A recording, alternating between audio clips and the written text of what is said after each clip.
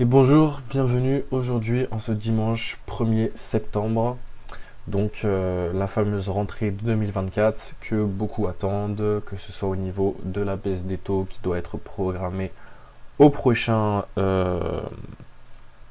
FOMC. Également, on a donc un bull run qui s'annonçait pour soit la période estivale, soit la rentrée. Donc on va bien voir si c'est le cas ou pas. En tout cas, de manière chartiste, on peut très certainement y aller. Très fortement, pardon, pas du tout certainement, parce que bien sûr sur les marchés financiers, il n'y a aucune certitude. Alors aujourd'hui, je vais faire un petit brief sur le Bitcoin, l'Ethereum et sur le dollar, parce qu'on a des petits mouvements qui sont intéressants à regarder et qu'en même temps, ça fait toujours du bien de regarder comment se portent les plus grosses capitalisations en termes de crypto-monnaie. Alors déjà au niveau du Fahrenheit Index, il y a une volatilité mais immense sur l'indicateur. C'est vraiment une très forte métrique à analyser pour un fait qui est que on est très certainement en plein balayage pour faire un prochain gros mouvement. Alors pas forcément haussier, mais typiquement la semaine dernière on était en grid, donc on était sur un 55 indicateur. Actuellement on est sur le FEAR, hier on était sur le FEAR et là on est quasiment dans l'extrême FEAR, ce qui peut indiquer du coup que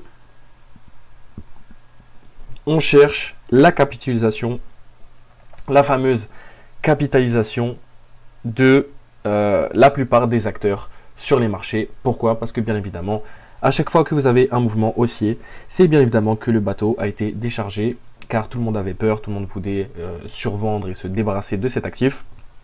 Maintenant qu'il redémarre à la hausse et que tout le monde se rend compte qu'en fait il n'est pas si nul que ça, voilà que tout le monde veut l'acheter, et étant donné qu'il n'y a pas beaucoup de supply, parce que la supply a été rachetée par les acteurs qui ont utilisé cette capitalisation pour se recharger, le prix monte. C'est ce qu'on appelle l'offre et la demande.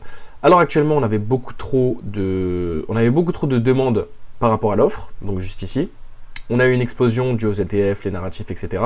Explosion qui s'est servie du coup du break de la TH pour se libérer donc de pas mal de bagues de Bitcoin qu'ils avaient en trop. Pourquoi ils les avaient en trop?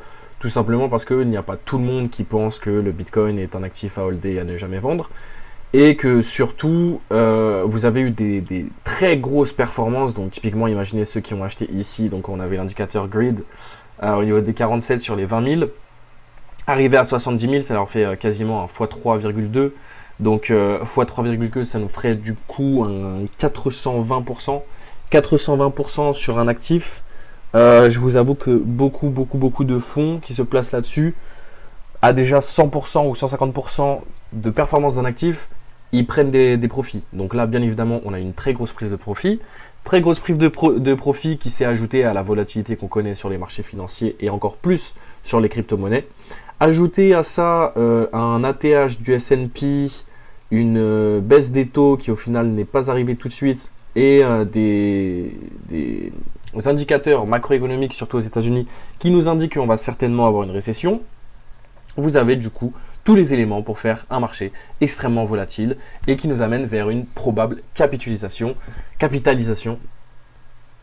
Non, attendez. Capitalisation, ce serait du coup la valorisation. Bref, on attend que les acteurs capitulent. On attend que la majorité des gens capitulent, vendent leur Bitcoin pour que les personnes qui souhaitent en racheter à pas cher puissent les racheter dans du coup les gens qui vont capituler pour qu'ils les vendent pas cher. Et voilà qu'on a pu même racheter du Bitcoin à 49 000 $, qui n'est peut-être pas le bottom, hein. C'est possible que ce soit pas le bottom, surtout quand on voit ce type d'indicateur. Donc si dès qu'on a un petit retour, on revient sur les grids et qu'après une petite mèche rouge nous indique vers les FIR, ça peut être une bonne nouvelle, dans le sens où ça veut dire que les mouvements haussiers ne sont pas en extreme grid, mais juste en grid, et les petits mouvements baissiers nous amènent en FIR, même extrême FIR. Ça peut être très intéressant dans le sens où du coup le marché est extrêmement tendu, surtout du côté des vendeurs. Donc voilà, on a vu que l'extreme grid peut passer d'un grid à un FIR, limite un extrême FIR en une semaine, alors que les prix eux continuent de ranger et ne bougent pas énormément. Pour ce qui est de ce qui est très intéressant à regarder en ce moment, c'est l'euro-dollar. Alors pourquoi l'euro-dollar? Parce que l'euro-dollar, on avait du coup un range qui était depuis janvier 2023. Donc ça fait 8 mois, bientôt 9, que l'on est dans ce fameux range entre le niveau des 1,10 et le niveau des 1,04. Avec ici une très grosse prise de liquidité acheteuse. Liquidité vendeuse, pardon, avec cette grosse bougie d'achat qui nous avait monté jusqu'au 1,12. Puis après, on était redescendu, on avait break le fameux niveau des 1,04. Mais on voit bien la volonté haussière de l'euro-dollar. On voit que ici, voilà, quand on break le high de ce range, on arrive sur une performance de 180 pips. Alors que lorsque l'on fait un break baissier, on arrive sur une performance de à peine 33 pips. Et voilà que du coup, on s'est servi de la fameuse annonce de levée de taux pour rebreak le dernier niveau, donc le dernier high que l'on avait fait qui était les 1,11 pour arriver au 1,12. Qu'est-ce qu'on a fait au-dessus? On a fait une petite distribution et là, on est en train de retracer tout ce beau mouvement. Donc voilà, depuis la dernière annonce de la probable baissée de taux qui arrive en septembre, on a eu du coup une très belle accumulation ici, où du coup le STB avait servi de revenir sur cet order block, et d'ailleurs on avait à peine touché, n'a même pas touché d'ailleurs, parce que l'order block était au niveau des 1,05, ici on est au niveau des 1,059, donc 1,057 pour l'order block, 1,059 pour le STB, mais peut-être qu'on va y retourner, pourquoi? Parce que du coup là on a pris un petit peu de liquidité vendeuse, pour faire très certainement un retour sur soit cet order block qui se trouve juste ici et combler ce gap, ou soit cet order block qui se trouve juste ici et combler ce gap juste là. Donc ça nous annonce un euro-dollar qui commence à être un petit peu baissier. Et qu'est-ce que je vois au niveau du DXY? Je vois qu'on a atteint une très belle zone de liquidité sur laquelle on s'est arrêté. Donc ça annonce très certainement qu'on va encore faire des plus bas au niveau du DXY, mais pas tout de suite. Pourquoi? Parce que là j'ai une petite accumulation qui se trouve où? En bas de mon range. Donc on va peut-être avoir un DXY qui va être haussier cette semaine. DXY qui va être haussier cette semaine pour peut-être retrouver le niveau des 102,560. Si jamais il est un petit peu haussier, maintenant s'il est très haussier, chose que je ne pense pas étant donné qu'on a quand même une baisse de taux qui arrive, on pourrait monter au niveau des 103,889. Qu'est-ce que ça nous annonce au niveau des crypto-monnaies? Ça nous annonce que ce fameux fear qu'on a eu juste parce qu'on a eu une petite baisse sur BTC, petite liquidation, n'est pas terminé. N'est pas terminé. Pourquoi? Parce que déjà au niveau de l'open interest, ce qui est intéressant de regarder, c'est que on a donc, quand on a touché l'ATH, on était au niveau des 20 milliards d'open interest. Là, qu'est-ce qu'on a fait? On a eu du coup cette première liquidation qui nous a ramené jusqu'aux 56 500, ce qui nous a ramené un open interest au niveau des 16 milliards. Arrivé à ce niveau des 16 milliards, qu'est-ce qu'on a fait? On a rebondi et on est remonté en haut de ce range, donc au niveau des 72 000. Qu'est-ce qui s'est passé au niveau de l'open interest? Exactement la même chose. Et on est revenu au niveau des 21 milliards de dollars. Et on a encore fait la même chose ici avec la prochaine liquidation qui a encore liquidé donc au niveau des 56 000 et arrivé jusqu'aux 53 000. Qu'est-ce qui s'est passé? On est toujours resté bloqué au niveau des 15 milliards. Donc en fait, ce qui se passe, et ce qui n'est pas très bien, c'est qu'on a un prix qui fait des bas de plus en plus bas et des hauts de plus en plus bas. Et pourtant, l'open interest, elle, ne bouge pas. Donc ne fait pas des plus bas, hormis ici la très grosse liquidation qu'on a eu ici pour revenir au niveau des 49 000, qui nous a break et qui nous a break du coup le niveau de l'open interest de 15 milliards pour arriver à 14 milliards d'open interest. Et depuis, qu'est-ce qu'on fait? On a enfin une réaction sur l'open interest, donc ce qui montre enfin que les gens arrêtent de se leverager au maximum sur BTC. On n'a pas encore rejoint le niveau des 21 milliards, ce qui est une très bonne chose. Pourquoi? Parce que si vous avez un open interest qui est beaucoup trop chargé sur le BTC, bien évidemment que les brokers gagneront beaucoup plus d'argent à faire baisser le prix qu'à le faire monter. Et les brokers étant les principaux propriétaires de la supply qui circulent, donc on peut le voir ici. Donc malgré que bien évidemment la supply du Bitcoin sur les exchanges ne fait que chuter et également sur Ethereum, les exchanges et les market makers restent quand même les plus gros acteurs sur ces marchés. Pourquoi? Parce qu'ils ont énormément de supply qui circulent.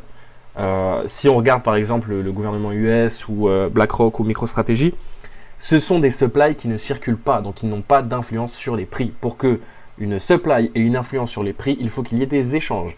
Or, ces gens-là ne vendent pas leur Bitcoin. Contrairement aux exchanges et aux market makers qui, eux, vendent et rachètent le prix. Donc, ces plus gros acteurs sur ce marché ont des très grosses incentives à liquider le prix lorsqu'on est au niveau des 20 milliards de dollars d'open interest. Le fait que là, on ait une réaction du prix et qu'on remonte, donc qu'on ait une remontée du prix de 49 000 à 64 000 et qu'on ait après une liquidation, liquidation d'ailleurs qui n'a pas été énorme, hein. On voit ici donc qu'on est passé de 64 000 à 58 000. Pourtant, on voit que ça nous a ramené en FIR, limite en extrême FIR. Et on voit surtout que l'Open Interest, elle, n'est pas remontée aux 21 000 et la liquidation ne l'a même pas ramené au niveau des 14 000, mais au niveau médian des 16 milliards, qui est un peu le niveau de bottom de l'Open Interest depuis qu'on a commencé à faire ce range. Donc c'est intéressant, ça commence à montrer qu'on n'a plus besoin d'énormément liquider les personnes qui se leverage au niveau du prix, ce qui peut annoncer une capitulation des acteurs de ce marché qui peuvent amener du coup un marché haussier très probablement sans avoir besoin de continuer à liquider. Maintenant, au niveau du prix du BTC, ce que j'ai regardé quand même et ce qui était assez intéressant de voir, c'est le BTC en monthly. Pourquoi? Parce qu'on avait eu du coup cette très grosse mèche qui nous avait ramené au niveau des 48 000. En daily, il n'y avait pas vraiment de raison d'y aller. On avait un order block ici qui aurait pu arrêter le prix. On avait un niveau médian, donc un support qui a fait résistance au niveau des 53 000. Et au niveau weekly non plus, on avait juste une ancienne zone à aller taper. Voilà, donc juste ici, on avait cet order block qui aurait pu très certainement servir de zone rebond comme elle l'a fait ici, donc le 1er juillet. Mais là, qu'est-ce qu'on a eu le 5 août? On a eu du coup, hop, très grosse liquidation. Et ça nous a ramené où? Vers une ancienne mèche. Et en réalité, pour comprendre ce mouvement de prix-là, il faut aller en monthly. Pourquoi? Parce qu'en monthly, du coup, on a complètement l'explication. Alors, je vais supprimer ça. Qu'est-ce qu'on a eu du coup en monthly? La fermeture complète de ce gap qui est quand même le mois de février, donc le mois le plus bullish, le mois avec la meilleure performance sur Bitcoin. Donc on a eu ici en février la plus grosse performance en Bitcoin qui a ouvert un énorme gap. On avait donc la dernière bougie d'accumulation qui est ici celle de janvier. On le voit pourquoi? Parce qu'il n'y a quasiment pas de corps de bougie. Ce qui veut dire que la proportion entre les achats et les ventes ont été quasiment la même. Ce qui montre bien évidemment une bougie d'accumulation. Typiquement la dernière qu'on avait eu, on avait eu par exemple celle-ci ou celle-ci.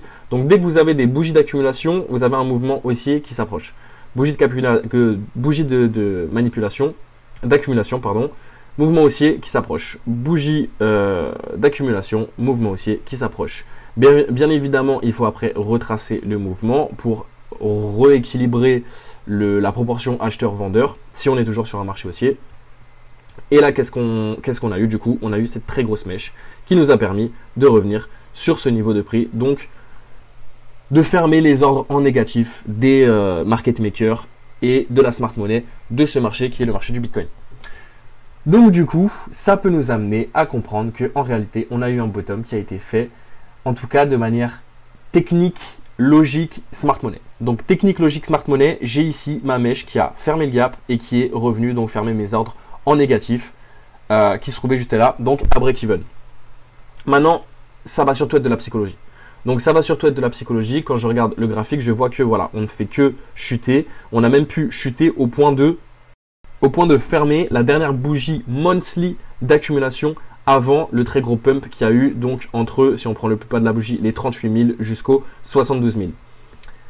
Ce qui veut dire qu'en réalité, on n'aura que de la psychologie qui va faire qu'on va essayer de au maximum décharger le bateau. Donc comment on va décharger le bateau? On liquide, on liquide, on liquide. Maintenant le niveau des 48 000 peut être un bottom, oui, c'est possible. Si ce n'est pas le cas, la vraie zone, on veut dire, d'attente serait ce niveau-là, donc le niveau des 44 000, ce qui serait en weekly le dernier order block que l'on n'a pas fermé. Et certainement, je vais regarder au niveau des volumes, je pense le high volume node de cette accumulation. Hop, voilà. Donc le high volume node de la dernière accumulation qui se trouve ici au niveau des 42 840. Si je vais en daily, 42 840.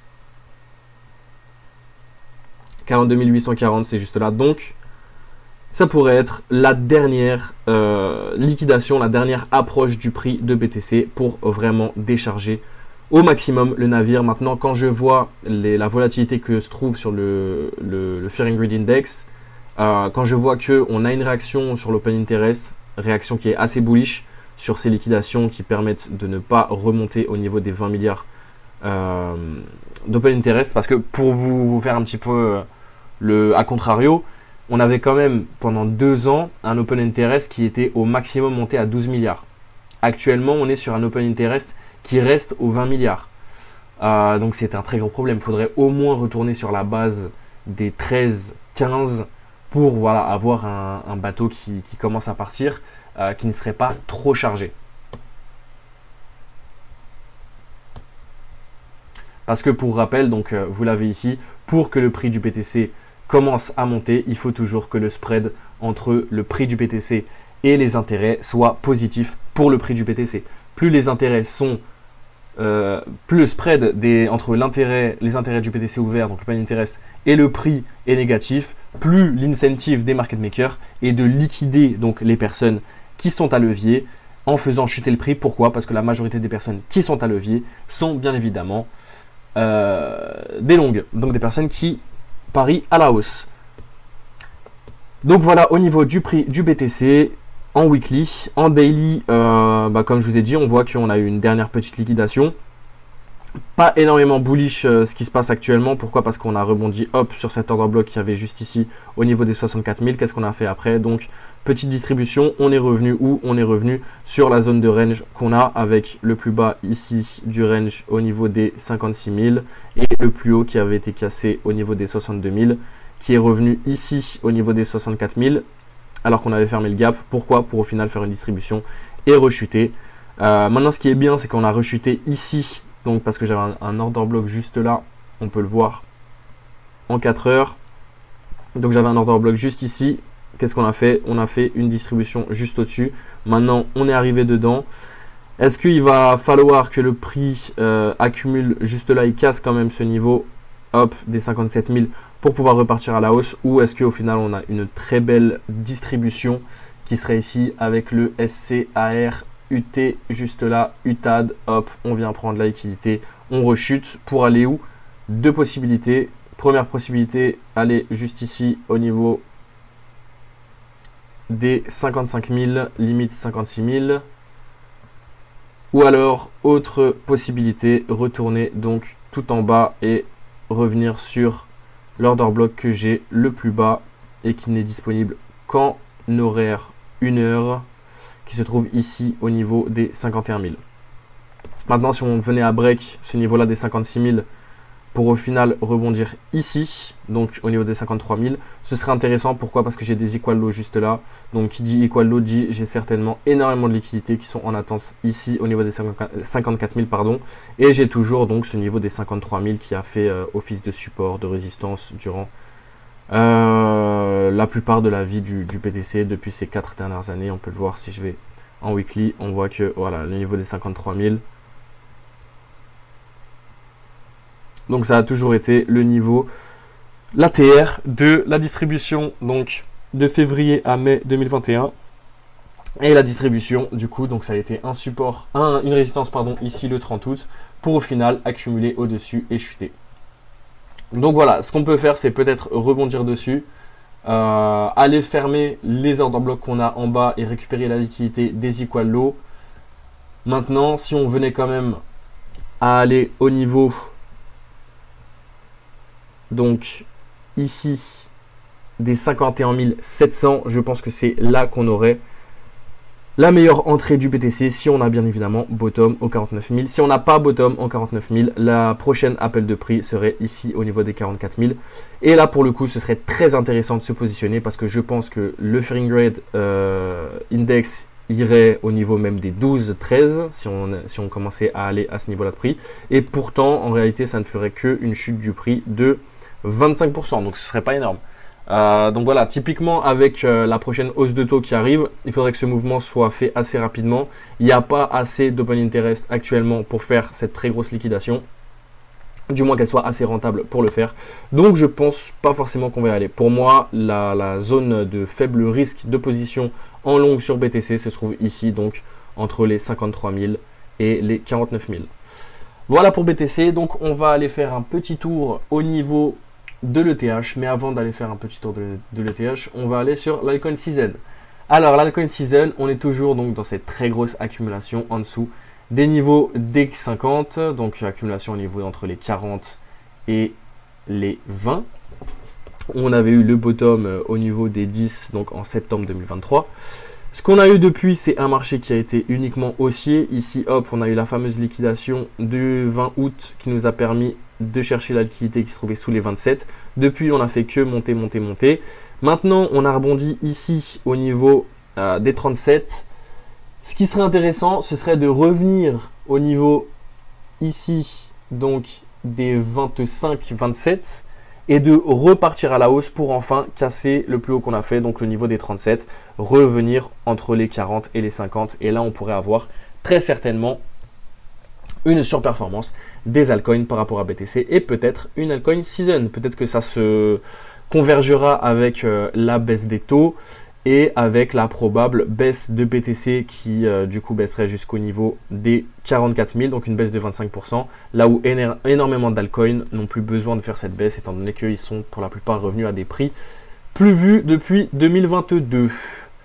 Voilà, donc au niveau de l'altcoin season, on peut s'attendre à une surperformance des altcoins très bientôt, malgré qu'on a de plus en plus d'altcoins qui commencent à surperformer BTC. Au niveau d'ETH, alors ETH, on va regarder tout d'abord en weekly. Alors ETH en weekly, on avait eu cette fameuse hausse hop qu'on avait démarré ici le 2 octobre. On avait eu un très gros gap juste là, donc en même temps que le BTC avait fait son gros pump, on avait eu la même chose pour ETH. Mais ETH lui n'était pas revenu à son ATH contrairement à BTC, malgré que on a quand même des fondamentaux technologique et en termes de users sur ETH qui montrent qu'il aurait très clairement pu. J'ai toujours donc comme expliqué cette inquiétude sur ETH sur le fait qu'on a fait des equal low avec cette très grosse liquidation. Maintenant si je vais en monthly, je n'ai pas la même utilité sur cette mèche de liquidation que j'ai eu sur BTC. On sait que voilà, sur BTC ça a fermé une bougie d'accumulation qui a été post-pump. Ici, donc, ça aurait été cette bougie-là, donc la bougie de janvier. Mais au final, on a rebondi juste au-dessus de la fin de cette bougie. Donc, ce qui nous a créé des equal low qui sont un très, très, très gros niveau de liquidité à aller chercher. Maintenant, si je regarde le high volume node de cette distribution que j'avais eu juste ici, je vois que j'ai eu un pic juste là, donc au niveau des 1900. Donc, peut-être que j'ai un très gros appel de prix au niveau des 1900 sur ETH. Maintenant, ce que je vois, c'est qu'on enchaîne les distributions. On ne vient même pas fermer les gaps haussiers et retourner sur les OB baissiers. Ce qui pourrait m'indiquer que voilà, on peut encore faire un mouvement baissier sur ETH. Peut-être donc casser le niveau qu'on a eu de bottom de 2125 et accumuler en dessous. Donc si jamais on venait break ce niveau des 2125 et qu'on venait à accumuler là-dessous, ça nous permettrait certainement de récupérer énormément de liquidités haussières et en plus de ça, de faire vendre beaucoup d'ETH à beaucoup de personnes. Peut-être même ramener sur la table les discussions pour ouvrir des ETF, ETH avec un rendement sur le staking parce que c'est bien normal qu'on n'ait pas la même performance sur les ETF ETH et sur les ETF BTC, sachant que quand vous avez vous-même vos ETH, vous pouvez ramener du 3 à 4% de rendement par an. Quand vous avez des ETF ETH, vous ne ramenez absolument rien dans la poche. Donc, voilà, en termes de daily, je vois qu'on a des très belles distributions qui hop, vient à nous faire break donc ce niveau du bas du range des 2513. 2513 qui nous font aussi peut-être nous dire qu'on va break le niveau des 2300. Si on venait break le niveau des 2300 et ne pas break le niveau des 2125, ça resterait quand même assez dangereux de se positionner sur ETH. Pourquoi? Parce que si jamais BTC venait à liquider énormément et à retourner au niveau des 44 000, vous pouvez être sûr que ETH va faire la même chose, va break donc ce niveau des 2125 et va retourner très certainement dans ces niveaux-là. Donc peut-être arriver dans la TR de l'accumulation qu'il a eu, qui se trouve ici au niveau des 1866 1900. Donc ça nous ferait quand même une chute pour ETH à des prix actuels hop, de 23%. Mais vous voyez, on reste sur les mêmes montants en termes de pourcentage de liquidation. Donc ce qui nous amènerait toujours en corrélation avec cette fameuse altcoin season qui risque d'arriver très prochainement. Donc c'est un scénario à prendre en compte. Maintenant, si on a bottom sur ETH, chose que je doute pour le moment, Bah écoutez, le meilleur endroit pour se placer en longue serait ici, donc sur le dernier OB qui a fait un gap que j'ai eu, donc le dernier point of interest qui se trouve au 2370. Si on venait ici, hop, toucher les 2370 sans break le niveau des 2300 pour repartir à la hausse et break le niveau des 2822, ce serait très intéressant parce que du coup, on aurait un ETH qui viendrait nous faire des highs de plus en plus hauts et des lows de plus en plus hauts. Donc certainement un ETH qui redeviendrait haussier. Voilà, donc si j'oublie cette histoire d'equal low qui se trouve juste là, et que je me dis qu'ici on a eu une prise de liquidité yearly, donc voilà, ici sur les derniers lows que j'avais fait en début d'année, hop, on est venu liquider, on est venu prendre de la liquidité et on repart à la hausse. Je peux me dire que TH, oui, a peut-être bottom et va partir à la hausse, mais pour ça, il faudrait vraiment que déjà qu'on vienne retracer ici sans break le niveau des 2312, venir break le niveau des 2826 et ne pas réagir sur cet order block baissier, donc sur cette demand que j'ai, sur cette supply pardon que j'ai juste là. Donc typiquement, ne pas faire ce type de choses. Hop, on vient ici, on fait une distribution et on revient à la hausse et on casse les plus bas qu'on a fait pour au final revenir dans ce fameux range qu'on est depuis la liquidation. Donc range entre les 2750 et les 2420. Voilà, donc sur ETH pour l'instant, patience. Si jamais vous voulez vous placer à la hausse, je vous conseille d'attendre de break ce niveau des 2813 pour nous assurer que ETH redevient haussier et surtout ne pas break le niveau des 2312 pour le moment. Voilà, donc je vous souhaite une très bonne semaine et je vous dis à la semaine prochaine pour les briefs sur Bitcoin ETH.